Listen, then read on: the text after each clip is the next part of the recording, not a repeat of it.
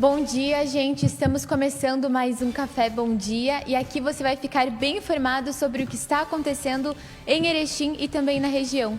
Para me fazer companhia nesta quinta-feira, meio chuvosa, um pouquinho fria também, tenho aqui do meu lado a Daniele Marek e também o Natan Bretenbach. Um bom dia, gente. Bom dia, Dani. Bom dia, Thay, Natan, o pessoal que está nos assistindo, iniciando mais um Café Bom Dia nessa quinta-feira, trazendo as primeiras informações para vocês.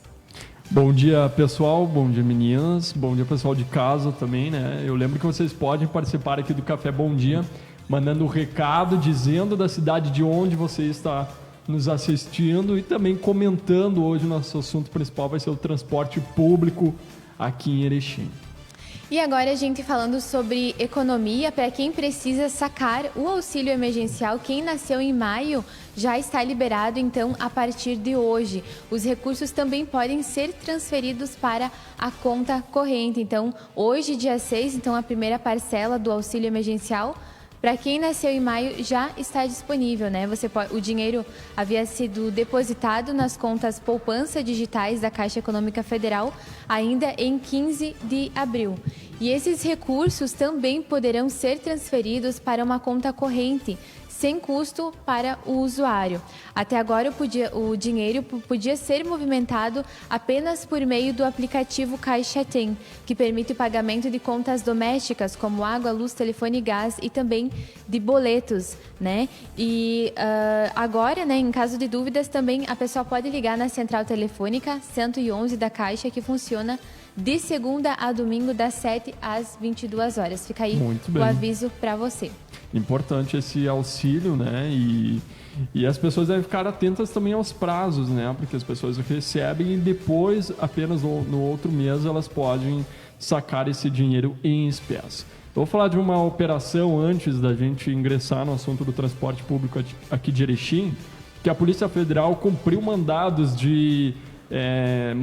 em investigação, melhor dizendo, que apura a venda de dados de clientes da Caixa Econômica Federal. Policiais federais, então, cumprem ainda 13 mandados de busca e apreensão lá em Porto Alegre. A investigação teve início em janeiro de 2021, a partir de uma denúncia feita à ouvidoria da Polícia Federal. Um servidor é suspeito de comercializar informações sobre empréstimos consignados para uma financeira de Porto Alegre.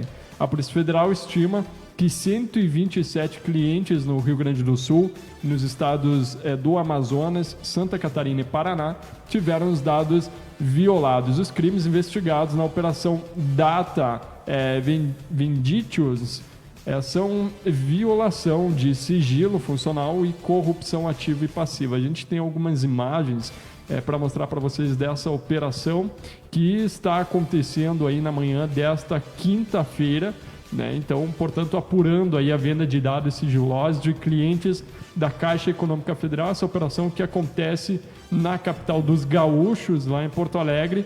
Diligências realizadas indicam que contratos de empréstimos eram transferidos para a financeira e a partir das informações fornecidas pelo servidor. Com a prática, um prejuízo, então, com redução da carteira de crédito e, consequentemente, a perda de faturamento e aos clientes que tiveram suas informações pessoais compartilhadas. Tá aí, então, a informação. Vamos ver mais algumas imagens que a gente tem para mostrar, então, dessa operação que ainda está acontecendo hoje em Porto Alegre e em outros 3 estados, né? Amazonas, Santa Catarina e também Paraná.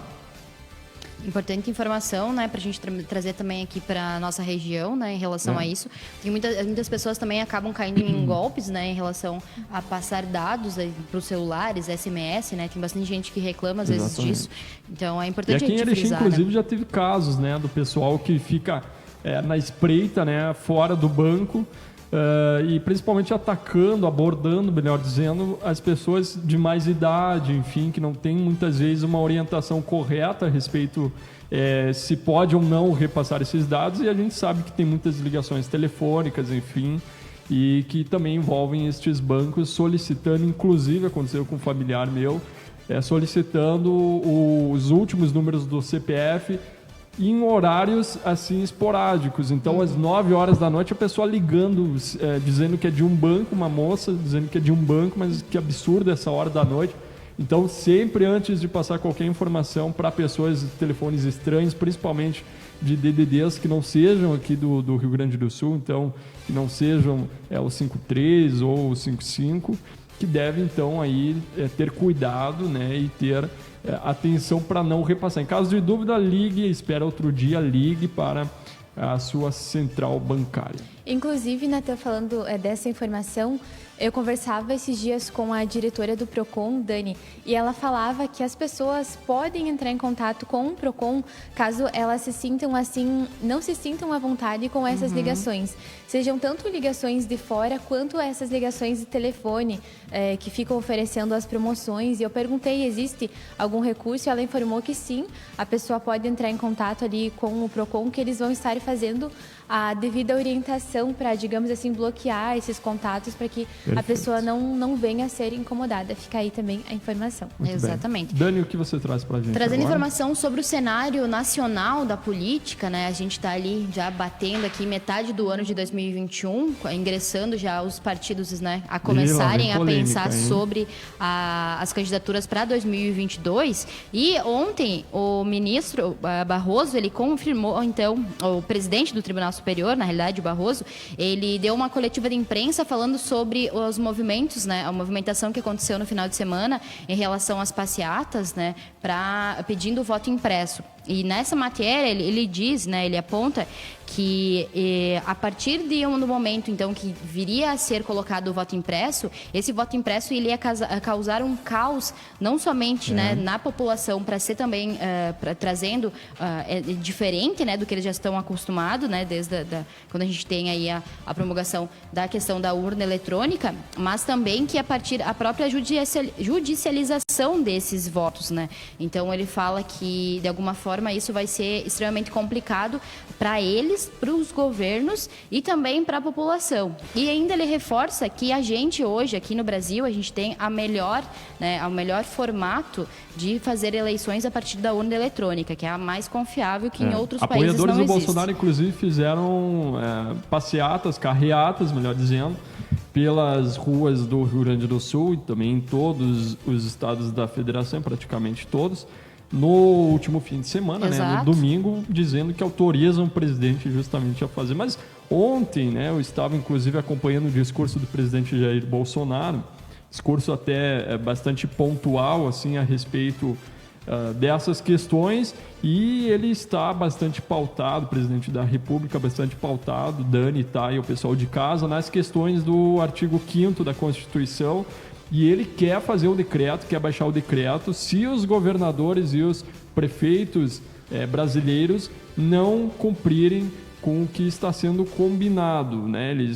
O presidente mesmo, o Bolsonaro, disse que governadores e prefeitos, durante essa pandemia, acabaram fechando empregos, fechando empresas, né? Destruindo com a economia em algum sentido. E se ele baixar esse decreto, isso vai ser incontestável e irrevogável, né? Então, por quê? Porque é baseado no artigo 5º da Constituição, e que o próprio legislativo que criou, portanto, então não tem por que contestar isso.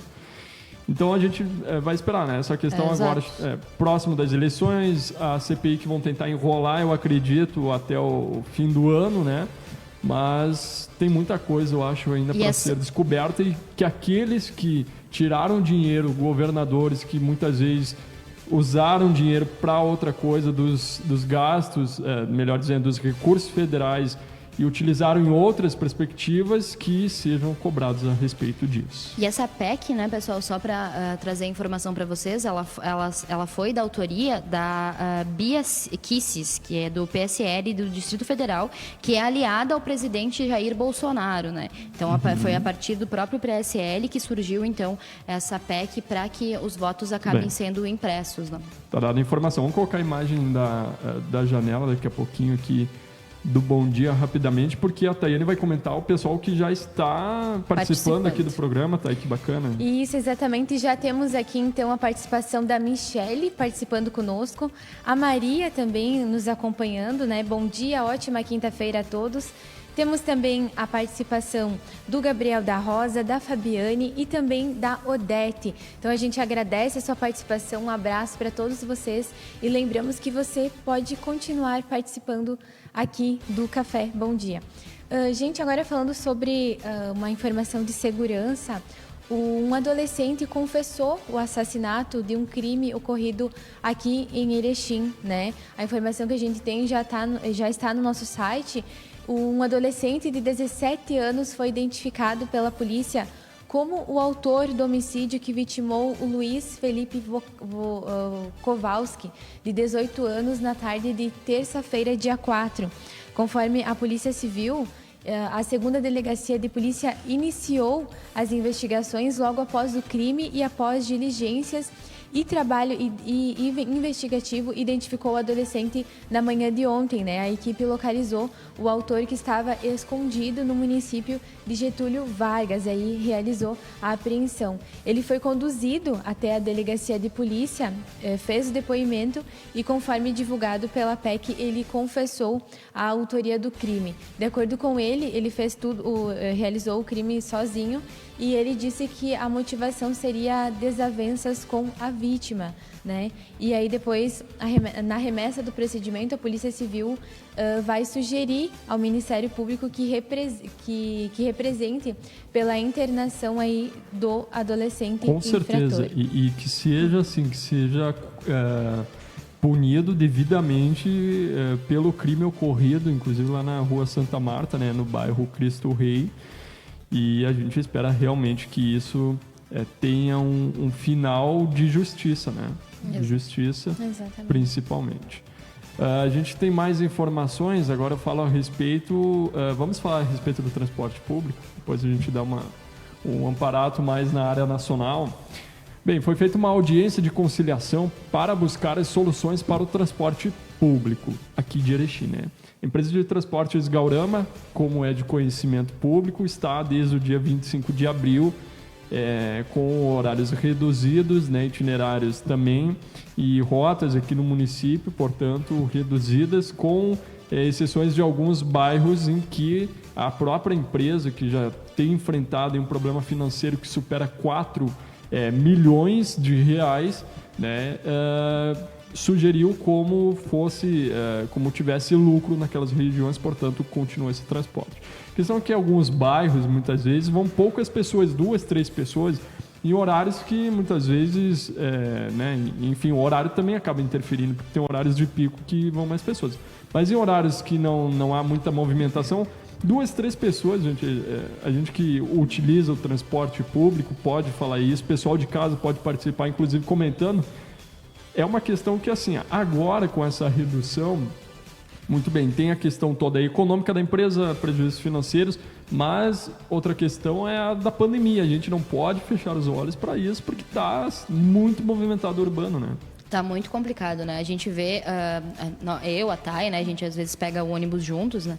E a gente vê que é muito complicado, né? É muita gente. Mesmo que em algumas rotas, em especial a da Avenida 7, que pega ali o bairro Progresso, né? Que tem maior fluxo de pessoas, ainda assim que venha 2 ou 3 ônibus no mesmo horário, esses 2 ou 3 ônibus continuam lotados. Continuam os bancos, todo mundo sentado e ainda mais pessoas nos corredores, né? E é uma aglomeração dentro do próprio ônibus que a gente não tem controle. Uma porque as pessoas também às vezes não têm a consciência de que as janelas têm que estarem abertas, que existe também o álcool gel nas 2 entradas dos ônibus, só que ainda assim são trabalhadores, né, que precisam se deslocar, precisam vir para os seus trabalhos, só que também a gente tem essa questão da pandemia, né? A gente entende, né, que tem todo esse gasto em relação aqui a Gaurama, mas quando a gente está falando de saúde pública em um momento que as pessoas precisam se cuidar sem aglomeração, como isso vai se dar? Fica insustentável, né? Essa questão de que o poder executivo tem que lidar, né? E a gente é de conhecimento público também, a empresa vencedora a outra concessionária vencedora dessa concessão, que é a empresa lá de Concórdia, ela não viria para Erechim aqui com menos de R$ 5,00 ou R$ 6,00 a passagem, o que fica também para a gente muito difícil. E essa própria empresa lá de Concórdia, inclusive, paralisou também suas atividades, ingressando com esse pedido de reequilíbrio financeiro contratual, que é de direito também da empresa. Portanto, aqui em Erechim, o que aconteceu? A prefeitura buscou, a empresa, melhor dizendo, de transportes Gaurama, o urbano de Erechim, buscou via prefeitura, não conseguiu esse reequilíbrio contratual pelo valor elevado, portanto mais de 4 milhões, ingressou na justiça, também recebeu a negativa da segunda vara civil, e agora, além desse problema na empresa, que pode encerrar suas atividades, isso está na coluna do Rodrigo Finardi na edição impressa de ontem, caso não reverta a situação, a população vem reclamando, portanto, então, dessa questão dos ônibus lotados e dos poucos horários, né? Na prefeitura, se tem o atendimento que o edital de 2018, atrelado à pandemia da Covid-19, está realmente inviabilizando a empresa, né? Citam no valor da outorga para explorar os serviços mais de 5 milhões. E agora fica então aí o que está sendo feito, justamente uma audiência de conciliação com a AGER, com a prefeitura, com a empresa de transportes Gaurama, com, eu acredito, até o Ministério Público, né, nessa parte de justiça, para eles buscarem uma solução aí para o transporte público. E o que a gente observa também, Dani e Natan e pessoal de casa, especificamente ali no bairro, no Cristo Rei, no Progresso, quando os ônibus eles saem dos bairros, eles saem pelas mesmas ruas, né? Então, assim, a gente observa que, por exemplo, o bairro Poleto, o Progresso, o Cristo Rei, são todos a mesma saída, digamos assim, né, daquela região. E vem vários ônibus, como a Dani comentou, ao mesmo tempo, né? Porque é a mesma saída. Rota, né? E eles vêm muito lotados. E o que a gente observa, a gente que anda de ônibus, é que o público tem muitos idosos dentro do ônibus, né? Que agora, com essa questão da vacinação que está ocorrendo, eles estão se dirigindo mais, digamos assim, saindo mais de casa, que a gente percebe. Então, o público geralmente é um público idoso que está dentro do ônibus, o público considerado de risco. Né, para a Covid-19. Muitas pessoas também que se dirigem para os seus trabalhos, e os horários que nós temos no momento são horários essenciais, como eles falaram, que é mais especificamente para quem está trabalhando, que é o horário das 6, das 6h45, das 7, das 8. Depois, se eu não me engano, é só às 11 horas da manhã. E depois só ao meio-dia. E para voltar também trabalhar da 1 e depois, enfim, das 6 às 6h45. Então, fim de semana não tem, né? Não. Fim de semana, feriado não tem. Se realmente são poucos horários. E a população está reclamando muito, né? Muito bem. E esses dias até eu peguei o ônibus e uma mulher questionou o cobrador, mas não ia ser só 50% da capacidade. Ele falou, olha, fica inviável, é impossível, na verdade, né? Porque a maioria das pessoas que pega usa o transporte coletivo para trabalhar, então acaba aglomerando em duas situações, tanto na parada, quando a pessoa está esperando o ônibus, e quando entra ali no ônibus, então vale muita ressaltar gente que o próprio sindicato dos trabalhadores rodoviários rodoviários de transporte aqui do Alto Uruguai, conversando com o presidente ainda, isso no mês passado, ele ressaltou que os cobradores, os motoristas estão sendo pagos, então funcionários da empresa de transporte de Gaurama estão sendo pagos em dia. Isso é muito importante, né? A gente deixar claro que pelo menos isso está sendo feito. A Michele Ferrari mandou 45 estrelas pra gente, olha só, muito bacana. E o Fabiano Cleusa Gatti também manda bom dia a todos. Tem bastante gente acompanhando aqui também. Muito obrigado pela audiência de vocês. A Margarete Fátima da Rosa, a Kathleen de Almeida, Gabriel da Rosa, Fabiane e também a Odete está nos acompanhando. A gente tem mais informação, Dani?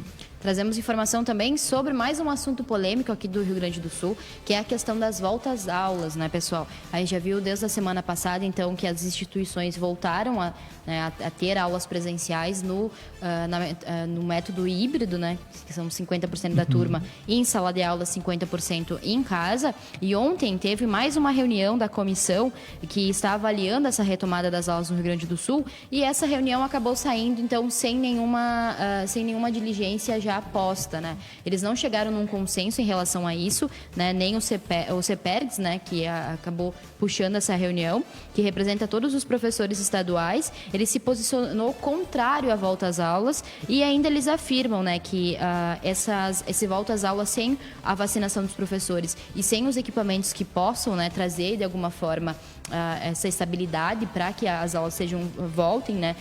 Estava sendo inviável porque o próprio governo estadual também não estava dando essa capacidade em questão de materiais para as escolas estaduais e municipais também.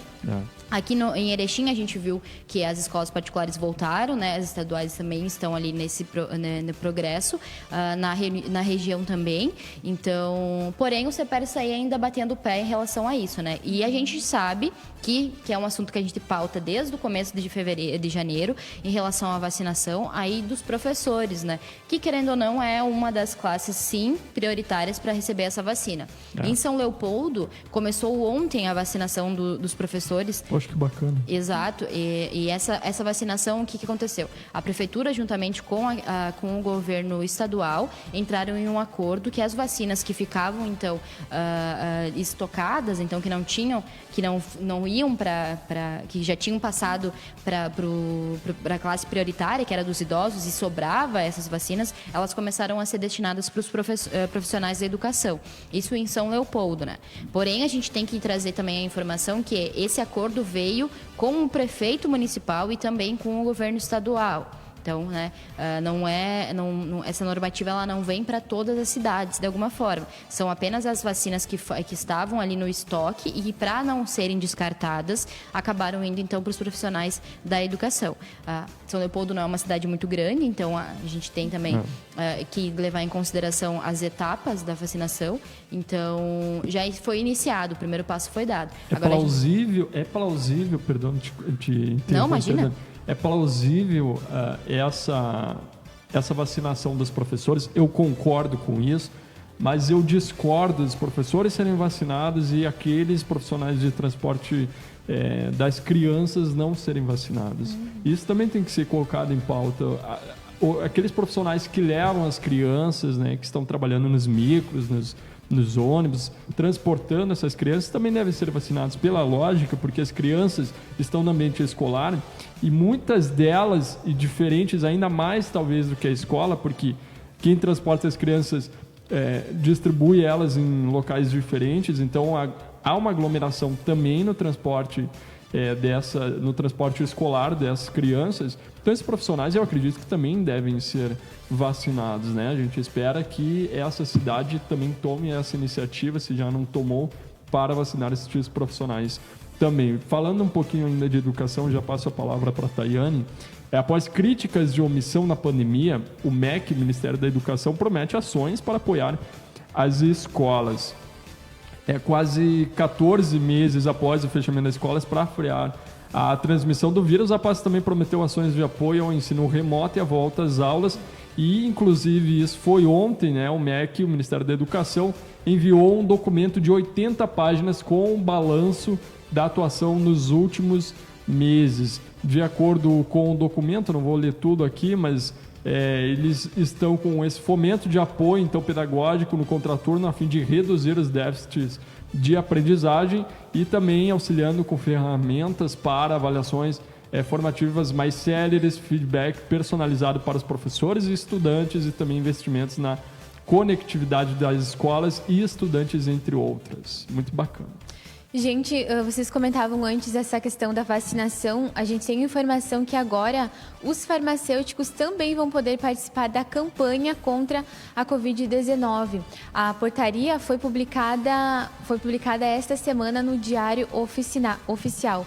O Conselho Federal de Farmácia publicou no Diário Oficial da União uma portaria que autoriza os farmacêuticos a participar da campanha de vacinação contra a Covid-19 por instituições públicas ou privadas, né? De acordo com a portaria, a medida vale apenas para farmacêuticos com habilidade em aplicação de injetáveis inscritos no Conselho.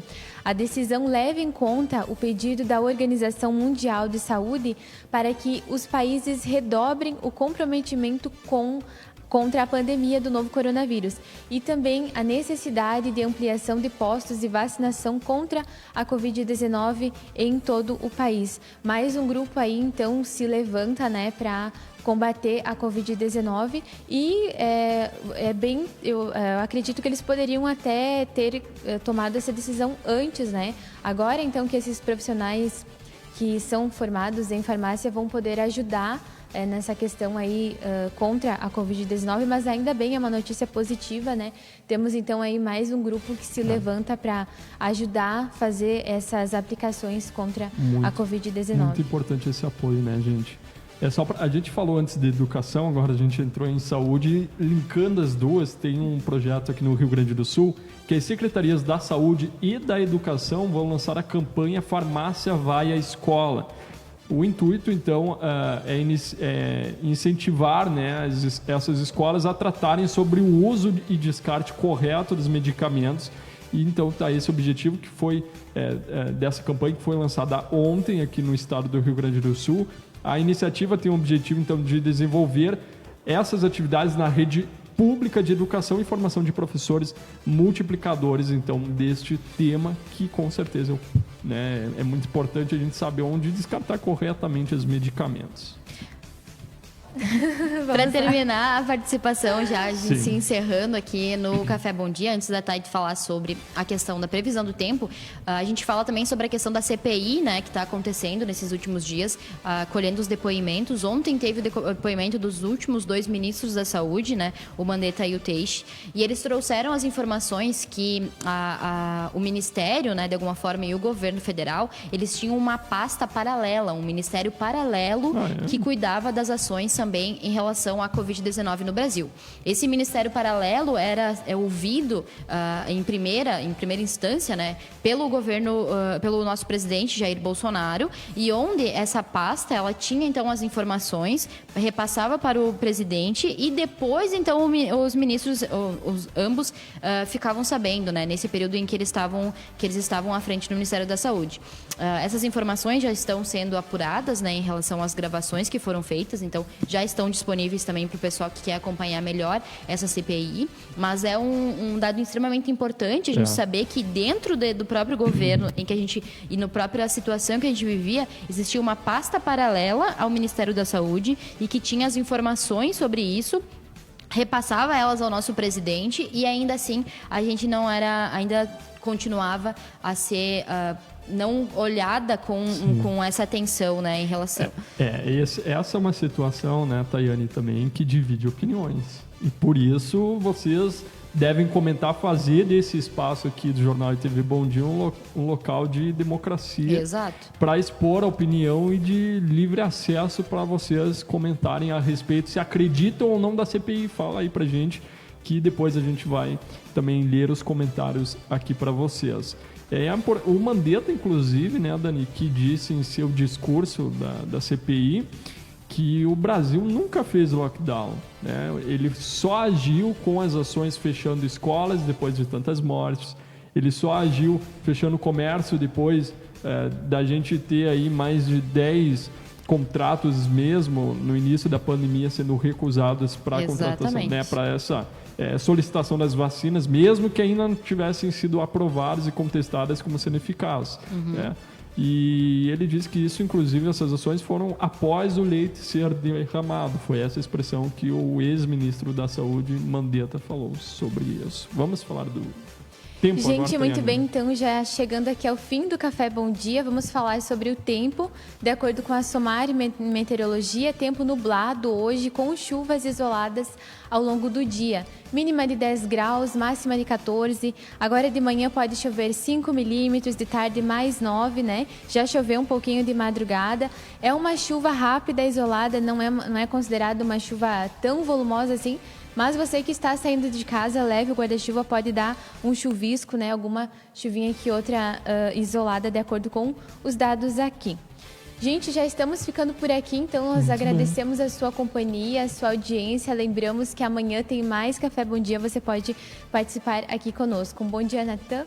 Bom dia, obrigado para vocês duas, ao pessoal de casa que esteve nos acompanhando, a Liane Hackman também, a Lourdes Munaro, Dilmar Machado Enfim, todo mundo que esteve curtindo, comentando e compartilhando o Café Bom Dia, a gente retorna amanhã neste mesmo horário. Obrigado. E um bom dia também, Dani. Bom dia, pessoal, aqui da TV Bom Dia. Para vocês também, um ótimo dia, uma ótima quinta-feira. E a gente se encontra amanhã, a partir das 8h30 da manhã, aqui no Café Bom Dia.